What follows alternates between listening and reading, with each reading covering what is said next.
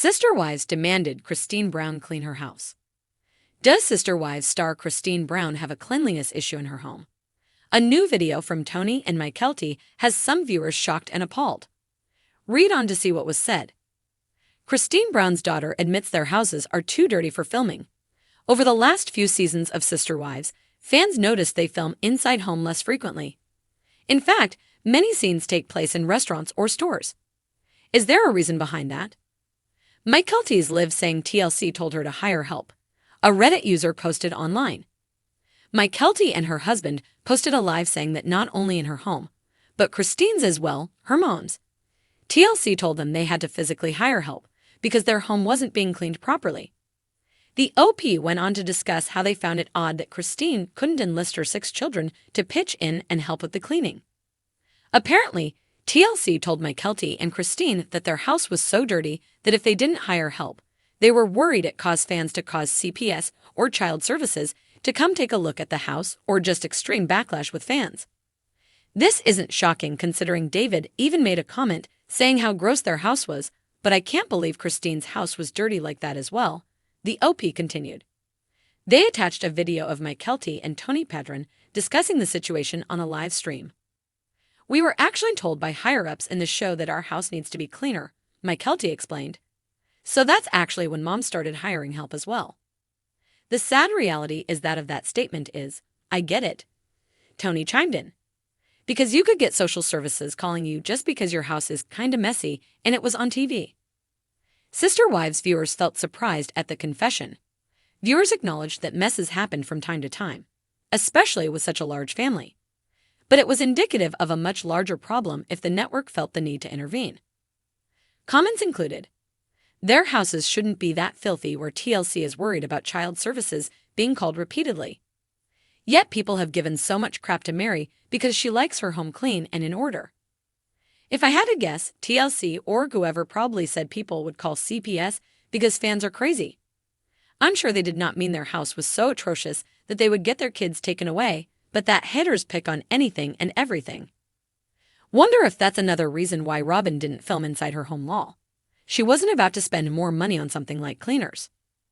Cristin Brown had always been the homemaker. For years, her house was a revolving door of activity, bustling with the laughter of children, the aroma of home-cooked meals, and the endless obligations of a plural marriage. But times had changed. Since leaving Cody and stepping into her independence, Cristin had embraced a new kind of freedom, one that allowed her to focus on herself, her relationship with David Woolley, and the things that truly brought her joy. The Sister Wives, however, seemed to have missed the memo. It started with a simple text in the family group chat, one that Cristin rarely checked anymore. Hey Cristin, wrote Robin, the self-appointed communicator of the group, would you mind hosting the next family dinner? We all miss your cooking. Plus, it'll be nice to see your new place. Cristin rolled her eyes as she read the message.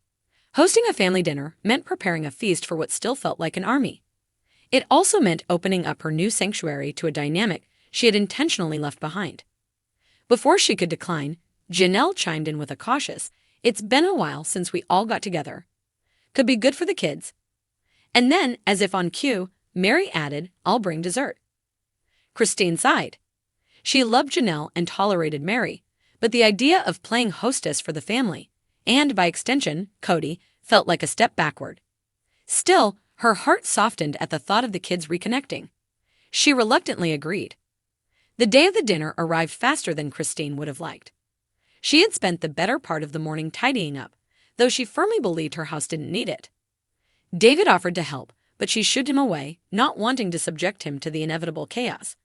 "Go play golf or something," she said with a grin. "I've got this."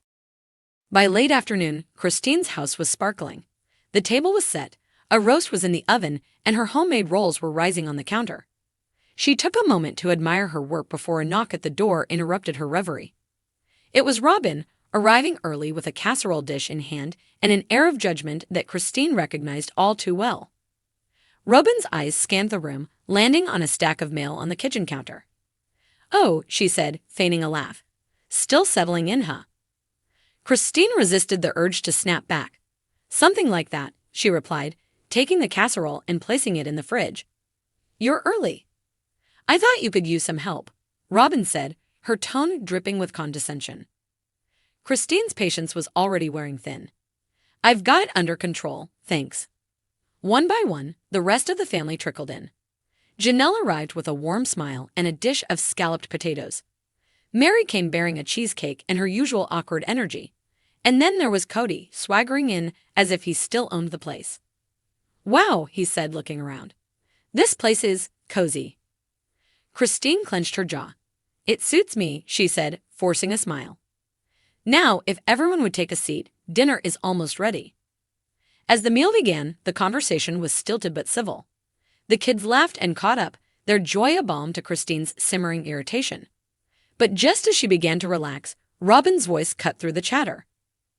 "Cristin," she said, her tone sickly sweet, "have you thought about hiring a cleaning service? It's a lot to keep up with a place like this on your own." Cristin froze, her fork covering midair. "Excuse me?" Robin's eyes widened in mock surprise.